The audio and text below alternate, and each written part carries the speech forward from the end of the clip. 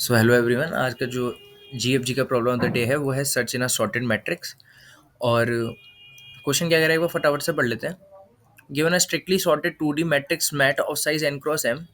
Okay, यहाँ पे n rows होंगी, m कॉलम होंगे and find whether the number x is present in the matrix और not. एक नंबर दे रखा होगा तो हमें बताना है कि ये जो मैट्रिक्स है ना हमारे पास 2D मैट्रिक्स, ओके, उसमें ये x नंबर प्रेजेंट है या नहीं है। ठीक है, इन्होंने ये बोल रखा है कि in a strictly sorted matrix each row is sorted in strictly increasing order and the first element of the ith row is greater than the last element of the i-1th row. अब ये जो line है ना, कौन सी, कि and से लेके यहाँ तक and the first element of the ith रो, ये बहुत इंपॉर्टेंट है क्योंकि अप्रोच 3 इसी पे बेस्ड है।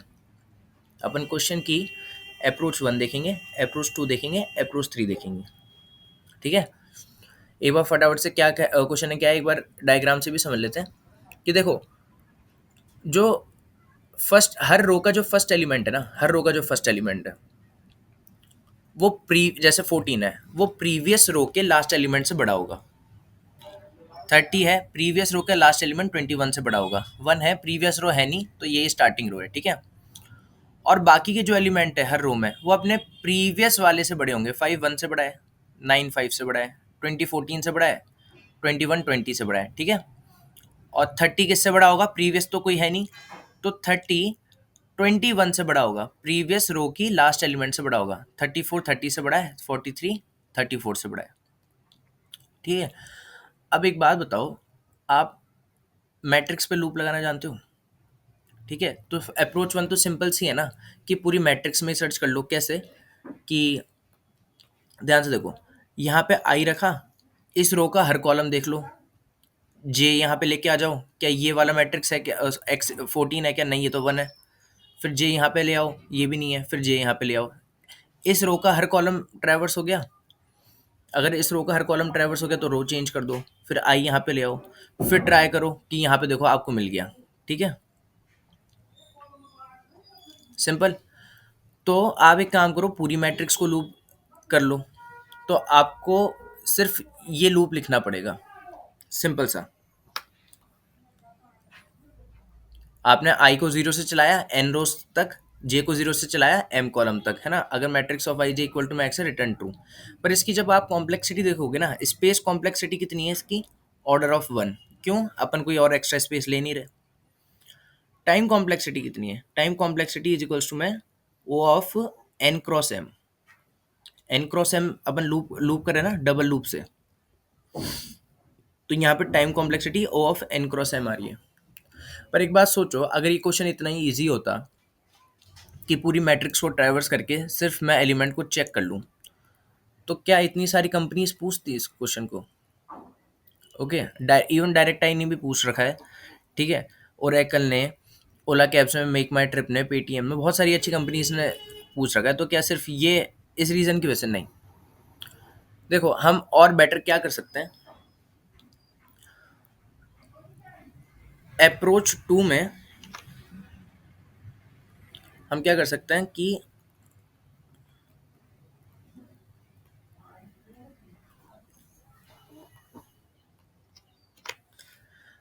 देखो, अप्रोच 2 में क्या कर सकते हैं, हम बाइनरी सर्च का यूज़ कर सकते हैं। ठीक है, बाइनरी बाइनरी सर्च का यूज़ कर सकते हैं। कैसे, आप खुद देखो कि ये मैट्रिक्स है और जो हर रो है ना वो स्ट्रिक्टली इंक्रीजिंग ऑर्डर में सॉर्टेड है। हर रो स्ट्रिक्टली इंक्रीजिंग। देखो, ये भी हो सकता है कि इंक्रीजिंग फिर सेम, फिर इंक्रीजिंग फिर सेम। नहीं, ये शायद ये नहीं हो सकता, क्योंकि क्योंकि इन्होंने बोला है कि each row is sorted in strictly increasing order. Strictly word use किया है इन्होंने यहाँ पे। ओके, स्ट्रिक्टली वर्ड यूज़ किया है। तो आप खुद बताओ कि आपकी हर रो कैसे सॉर्टेड होगी, ऐसी तो सॉर्टेड होगी इंक्रीजिंग ऑर्डर में। ठीक है, तो आप बाइनरी सर्च नहीं लगा सकते हैं यहाँ पे। आप एक काम करो, हर रो में जाओ, x इक्वल टू में 14 ढूंढना है ना आपको, सिर्फ इस वेक्टर को उठाओ, इसमें बाइनरी सर्च लगाओ, इसमें मिलता है तो ठीक है, नहीं तो फिर इस वेक्टर को उठाओ, इसमें बाइनरी सर्च लगाओ, नहीं तो फिर इस वेक्टर को उठाओ, इसमें बाइनरी सर्च लगाओ। ठीक है, एक बार डेमोन्स्ट्रेट करके देख लेते हैं इसको कि हमें x इक्वल टू में 14 ढूंढना है। ठीक है, हमें अगर x इक्वल टू में 14 ढूंढना है तो हमने क्या किया कि हमने फर्स्ट 0 1 2 जीरोथ वेक्टर को उठाया 1 5 9। ओके, इसका स्टार्ट पॉइंटिंग यहाँ पे और उसका सॉरी ये इंडेक्स है, ये 0 ये 1 ये 2, स्टार्ट यहाँ पे एंड यहाँ पे, मिड क्या निकलेगा, मिड इक्वल टू में 0 + 2/2 0 + 2/2 कितना आया, मिड इक्वल टू में 1। अब आप चेक करो यहाँ पे मिड आया है, क्या ये 14 के इक्वल है, नहीं। तो जो 14 है वो हमें मिड के आगे मिलेगा पीछे मिलेगा, ऑब्वियसली मिड के आगे मिलेगा। ठीक है, तो अब आप स्टार्ट क्या ले आओ, स्टार्ट आप हटा के यहाँ पे ले आओ। अब क्या हो जाएगा कि mid equal to 2 + 2/2 equal to में 2, तो मिड आपका हटके यहाँ से यहाँ आ जाएगा। ठीक है, मिड आपका हटके यहाँ से यहाँ आ गया। अब आप पूछो कि ये 14 है, नहीं ये भी 14 नहीं है, कहाँ मिलेगा, आगे मिलेगा, तो आप स्टार्ट को आगे ले जाओ। जैसे ही आप स्टार्ट को आगे लेके जाओगे आपकी कंडीशन हिट हो जाएगी कि and greater than start, process stop कर दो। मतलब इस वाले वेक्टर में तो हमें 14 नहीं मिला, तो हम दूसरा वेक्टर सेम सेम तरीके से बाइनरी सर्च लगा के दूसरा वेक्टर भी तो ट्राई कर सकते हैं हम। ठीक है, हो सकता है नेक्स्ट वेक्टर में मिल जाए। ठीक है, तो हम एक काम करते हैं, अब ये वाला वेक्टर उठाएंगे 14 20 21, इसकी इंडेक्सिंग 0 1 2, स्टार्ट इनिशियली यहाँ पर है, एंड इनिशियली यहाँ पर है। जो मिड निकालूंगा मैं, मिड इक्वल टू में 0 + 2 इक्वल टू में 1। अब आप देखो मिड यहाँ पे आया आपका, क्या ये x के इक्वल है, नहीं। तो x इसके राइट में मिलेगा लेफ्ट में मिलेगा, गिवन दैट आपका जो एरे है ना वो स्ट्रिक्टली इंक्रीजिंग में सॉर्टेड है। अगर x 20 से छोटा होगा तो मिड से पहले मिलेगा, बड़ा होगा तो मिड के बाद में मिलेगा। तो मैंने क्या बोला कि एंड को पीछे ले आते हैं, मिड से पहले मिलेगा क्योंकि हमें है ना, एंड को हम पीछे ले आए। इस बार हमने मिड कैलकुलेट करके देखा, इस बार आया 0 + 0/2 इक्वल टू में 0, मिड भी यहीं पे आ गया। क्या ये x के इक्वल है, बिल्कुल ये x के इक्वल है, तो आप यहीं से रिटर्न ट्रू कर दो। ठीक है, यहीं से आप रिटर्न ट्रू कर दो। अगर तो हमें इस वाले में मिल गया, नहीं मिलता तो हम नेक्स्ट वाले में चेक करते हैं ऑब्वियसली। ठीक है, ऐसा हम क्यों कर पाए, क्योंकि हमारी जो रोज थी ना वो स्ट्रिक्टली इंक्रीजिंग ऑर्डर में सॉर्टेड थी। और हम बाइनरी सर्च कब लगाते हैं, जब हमें सॉर्टेड मिलता है, वेक्टर या एरे जो सॉर्टेड मिलता है ना, तभी हम बाइनरी सर्च लगाने की सोच सकते हैं। क्योंकि ये जो 2D मैट्रिक्स है ना, ध्यान से सुनना, यहाँ पे बात समझ आएगी कि ये जो 2D एरे है ना, इसको आप कलेक्शन ऑफ 1D एरे भी तो मान सकते हो। ठीक है, कलेक्शन ऑफ 1D एरे भी तो मान सकते हो इसको। तो हर 1D एरे पे आप बाइनरी सर्च लगा दो, है ना, apply binary search on every 1D array. ठीक है, as as every 1D array, या फिर मैं इवन कहूं कि rows is sorted in increasing order. Okay, in increasing order, fine. तो हम ये भी कर सकते हैं। ठीक है, तो एक बार फटाफट से इसका कोड कोड करके देखते हैं इसको। मैंने क्या बोला कि for int I equal to में 0 से लेके आई लेस देन मेरा MET dot size comma I++।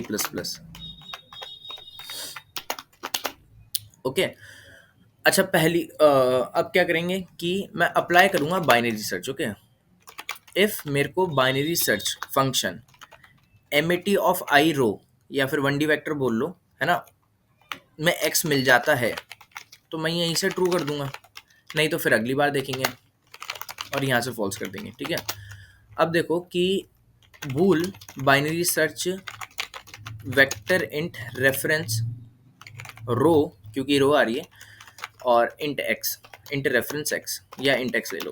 ठीक है, इंट स्टार्ट इक्वल टू में 0, इंट एंड इक्वल टू में रो डॉट साइज -1। वाइल जो मेरा start less than equal to में एंड है, अब क्या करना है कि इंट मिड निकालना है। इंट मिड इक्वल टू में start plus end, int mid equal to में स्टार्ट प्लस एंड बाई 2।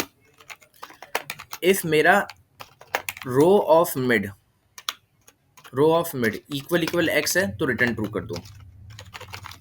अब क्योंकि हमारी जो रो है वो सॉर्टेड है, तो हम ये चेक करेंगे कि एल्स इफ जो हमारा एक्स है वो अगर ग्रेटर है रो ऑफ मिड से, तो हम स्टार्ट इक्वल टू में मिड प्लस 1 करेंगे। एल्स इफ अगर एक्स लेस है रो ऑफ मिड से, तो एंड इक्वल टू में मिड माइनस 1 करेंगे, नहीं तो फिर यहाँ से रिटर्न फॉल्स कर देंगे। ओके, इतना सही कोड था। ओके, तो यहाँ पे ट्रू आ रहा है, सही है। ठीक है, सबमिट हो चुका है। अब देखो, अब हम अपन क्या चेक करेंगे कि अप्रोच 3। ठीक है,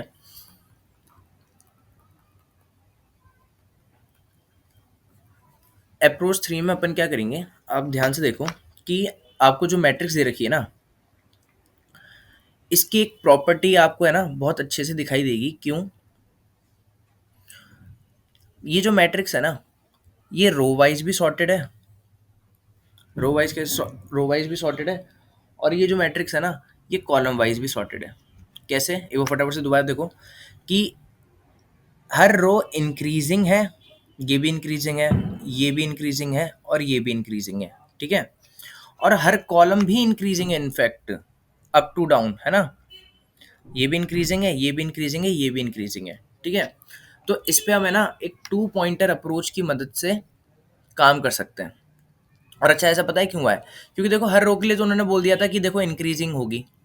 हर कॉलम कैसे इंक्रीजिंग हुआ? क्योंकि उन्होंने बोला था कि आपका जो हर रो का जो फर्स्ट एलिमेंट है ना, वो प्रीवियस रो के लास्ट एलिमेंट से बड़ा होगा। ठीक है, 14 9 से बड़ा होगा, 30 21 से बड़ा होगा। ठीक है, ठीक है जी। अब देखना ध्यान से, अब हम कैसे कर सकते हैं? आप चालू करो यहाँ से, पहले इसकी 0 1 2 0 1 2 मैंने इंडेक्सिंग कर दी। अब कहाँ से चालू करें? आप चालू करो इस वाले पॉइंट से। ठीक है, मैं एक काम करता हूँ, एक एरो लगा देता हूँ। अब देखना आप, x इक्वल टू में 14 है। ठीक है, क्या ये x इक्वल टू में 14 है? नहीं। तो क्या 14 कहाँ, ये 14 से छोटा है या बड़ा है? ऑब्वियसली 14 जो जिसको हम ढूंढ रहे हैं ना, बड़े एलिमेंट को ढूंढेंगे हम बड़े एलिमेंट को ढूंढ रहे हैं हम। 14 बड़ा है 9 से। ओके, तो वो कहाँ मिलेगा? देखो, अगर मैं इधर जाता हूँ यहाँ से, तो मैं रो में रिवर्स डायरेक्शन में चल रहा हूँ, मैं छोटे एलिमेंट पे जाऊंगा। पर एक और ऑप्शन है, मैं कॉलम में भी तो जा सकता हूँ। हाँ ठीक है, मैं कॉलम में जाता हूँ, तो मैं कॉलम में गया। अब देखते हैं क्या ये 14 है? नहीं। तो 14 21 से बड़ा है? नहीं, क्योंकि अगर हम 21 से बड़े एलिमेंट को ढूंढते हैं ना, तो हम नीचे जाते हैं, क्योंकि नीचे हमें बड़े एलिमेंट मिलेगा। पर हम 14 को ढूंढ रहे हैं, वो तो 21 से छोटा होता है, तो हम इधर चले गए। ठीक है, क्या ये 14 है? नहीं। और 14 20 से छोटा होता है, तो हम लेफ्ट में आ गए। अब हमें 14 मिल गया। ठीक है, एक बार हम रिटर्न ट्रू कर देंगे यहाँ पे, है ना। तो x इक्वल टू में 14 के लिए तो मैंने बोला कि ट्रू आंसर आ रहा है, कि भाई एग्जिस्ट करता है। एक काम करते हैं, x इक्वल टू में 30 के लिए देखते हैं वापस से, फटाफट से यहीं से चालू करेंगे हर बार। क्या ये 30 है? नहीं। तो 30 बड़ा एलिमेंट है इससे, बिल्कुल, तो नीचे जाएंगे। क्या ये 30 है? नहीं। 30 बड़ा एलिमेंट है 21 से, बिल्कुल, तो नीचे जाएंगे। क्या ये 30 है? नहीं। क्या 30 एलिमेंट बड़ा है 43 से? नहीं। 43 से छोटा है, तो हम 43 के लेफ्ट में जाएंगे। क्या ये 30 है? नहीं। क्या 34 से बड़ा है? अगर देखो, जिसको हम ढूंढ रहे हैं, अगर वो बड़ा होगा तो डाउन जाएंगे, और अगर वो छोटा होगा तो लेफ्ट जाएंगे। ठीक है, अब आप देखो, 30 बड़ा है क्या? 30 छोटा है? हाँ छोटा है, तो लेफ्ट जाएंगे। मिल गया। तो इसके लिए भी हमने क्या बोल दिया? आंसर ट्रू बोल दिया। इसके लिए भी हमने आंसर क्या बोल दिया? आंसर ट्रू बोल दिया। तो देखो, आंसर मैंने बोल दिया ट्रू। अब एक बार चलो, और एक बार फटाफट से एक बार और करके देखते हैं। एक बार करके देखते हैं, जो नंबर एग्जिस्ट नहीं करता, मान लो कि 28 के लिए करके देखते हैं। ओके, यहीं से चालू करेंगे। 28 है क्या? नहीं। 28 बड़ा है इनफैक्ट, तो नीचे जाएंगे। 28 है क्या? नहीं। 28 बड़ा है इनफैक्ट, तो नीचे जाएंगे। 28 बड़ा है क्या? नहीं। 28 छोटा है, इधर आऊंगा। फिर से 28 छोटा है, इधर आऊंगा। फिर से 28 छोटा है, मैट्रिक्स के बाहर निकल जाऊंगा। मतलब मैट्रिक्स में 28 एग्जिस्ट ही नहीं करता है। ठीक है, तो ये टू पॉइंटर बेस अप्रोच है। क्यों? अच्छा, इसको क्यों चला पा रहे हैं? देखो, रो भी सॉर्टेड है और हर कॉलम भी सॉर्टेड है। ठीक है, इसलिए इसको कर पा रहे हैं अपन। और यही एक्चुअल में इसकी ऑप्टिमल अप्रोच, जो मैं कहूंगा ना ऑप्टिमल अप्रोच, ओके, वही है। ठीक है, तो हम ध्यान से देखना, यहाँ से चालू करेंगे। अगर एलिमेंट होगा तो रिटर्न ट्रू। ठीक है, यहाँ पे देखते हैं कि इफ एमिटी ऑफ रो कॉल अगर इक्वल इक्वल एक्स होगा तो रिटर्न ट्रू। इफ अगर जो एक्स जिसको हम ढूंढ रहे हैं अगर वो बड़ा है एमिटी ऑफ रो कॉल से, तो हम क्या करेंगे? ध्यान से देखो कि हम नीचे आएंगे। ठीक है, तो नीचे आने पे रो का जो नंबर है ना वो इंक्रीज होता है, रो बढ़ती है। तो हमने बोला रो प्लस प्लस। इफ, यहाँ पे एल्स भी लिखेंगे। ठीक है, एल्स इफ अगर एक्स छोटा है एमिटी ऑफ रो कॉल से, तो फिर अब देखो कि अगर मैं यहाँ से यहाँ जाता हूँ, मान लो यहाँ पे आ गया, अब मैं यहाँ से यहाँ जाता हूँ, तो कॉलम का जो नंबर है ना वो डिक्रीज होता है, तो कॉल माइनस माइनस। ओके, तो यही अपने को करना है। फटाफट से देखते हैं एक बार कैसे करेंगे। इंट एन इक्वल टू में मैट्रिक्स डॉट साइज, ये हो गई हमारी रोज। इंट एम इक्वल टू में matrix of zero dot size, ये हो गए कॉलम। और हम कहाँ से चालू करेंगे? ध्यान से देखो, कहाँ से चालू करेंगे? हम चालू करेंगे फर्स्ट रो के लास्ट कॉलम से। ठीक है, फर्स्ट रो के लास्ट कॉलम से, फर्स्ट रो लास्ट कॉलम, तो जीरो थ्रो और उसका कॉलम लास्ट वाला। तो मैंने क्या बोला? मैंने दो पॉइंटर ले लिए, इसको बोल दूंगा रो। ठीक है, और कॉल। ठीक है ना, तो मैं क्या करूंगा कि ये 9 ले लो, मैं बोल दूंगा कि भाई यहाँ पे रो है हमारा, रो पॉइंटर, और यहाँ पे कॉल पॉइंटर। किसको पॉइंट कर रहे हैं? ये इस सेल को पॉइंट कर रहे हैं। ठीक है, इनिशियली तो मैंने बोला कि रो जीरो से, कॉल m-1 से। अब जब तक हम बोर्ड पे हैं, क्यों? क्योंकि अगर रो बाहर चला गया, ठीक है, मैट्रिक्स के बाहर चला गया, तो हम लूप करना बंद कर देंगे। और अगर कॉलम मैट्रिक्स के बाहर चला गया, मान लो जीरो से कम हो गया, तो भी लूप करना बंद कर देंगे। और रो अगर टू से बड़ा हो गया तो भी लूप करना बंद कर देंगे, क्योंकि हम मैट्रिक्स के बाहर निकल जाएंगे फिर एक्चुअली। ओके, तो जब तक matrix greater than equal to में जीरो है, लेस देन एन है। अगर matrix of row col X है तो रिटर्न ट्रू, वरना जो एक्स है वो बड़ा है तो रो प्लस प्लस। ओके, रो प्लस प्लस क्यों? क्योंकि हम जब नीचे जाते हैं तो रो प्लस प्लस होता है और हम बड़े एलिमेंट पे जाते हैं। और अगर जो एक्स है वो छोटा है तो फिर कॉल माइनस माइनस, नहीं तो फिर रिटर्न फॉल्स। फाइन, तो इसको एक बार चला के देखते हैं।